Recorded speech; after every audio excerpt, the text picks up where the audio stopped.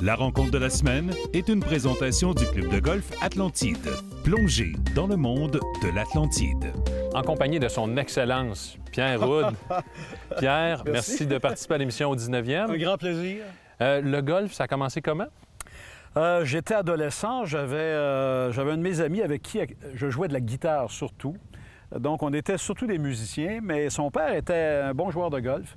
Et je suis allé m'acheter un équipement de base pour pouvoir aller jouer avec eux, sans prendre vraiment de leçons. Et en apprenant sur le terrain, malheureusement, qui n'est pas la bonne façon. Je suis en même de le témoigner. Et je n'ai jamais perdu l'intérêt. Et quand j'ai rencontré mon épouse actuelle, qui est une excellente golfeuse, Sylvie est membre de l'équipe d'Interclub du Mirage, a été championne du Boisé à plusieurs reprises, mon intérêt a augmenté, mais pas mon talent, malheureusement. Mais qu'est-ce qui, justement, tu parles d'intérêt, ça a été quoi ce qui a déclenché l'amour pour ce sport-là? La nature, le plaisir d'être dans un environnement naturel et je devrais dire le plaisir d'en faire aussi une activité de mise en forme. Les gens ne savent pas, vous ferez des recherches, tu es à même de le dire. On peut faire une très belle mise en forme en marchant 18 trous avec un bon rythme, en poussant notre sac.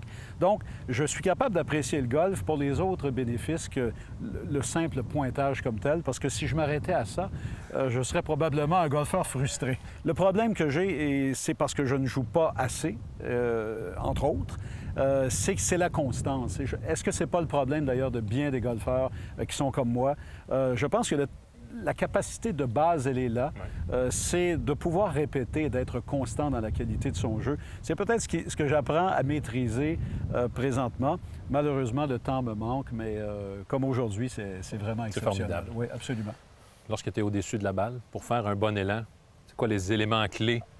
Il faut faire ce que je fais. Il faut pas faire ce que je fais, ne pas trop réfléchir. Okay. Le problème en jouant peu, ce que j'ai découvert, c'est qu'on n'a pas une routine qui nous rassure quand on arrive à la balle. Donc, tout est à refaire. Et moi, c'est ma nature. Je suis un artiste, mais j'ai un côté cartésien. Alors, j'ai tendance à trop réanalyser mon coup à chaque fois, la distance par rapport à la balle, la nécessité de rester stable au-dessus de la balle, de passer mon épaule sous le menton.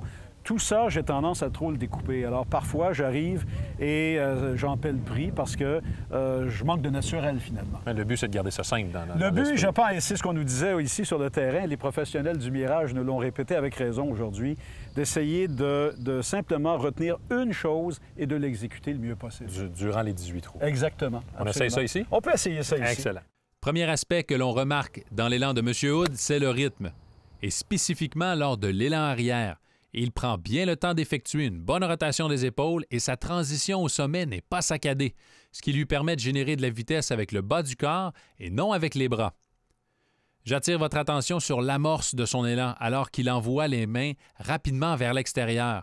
Même s'il s'agit d'une faute, ceci permet à Pierre d'avoir suffisamment d'espace pour amener le bâton à l'intérieur de son arc initial et de produire ainsi une bonne attaque à la balle.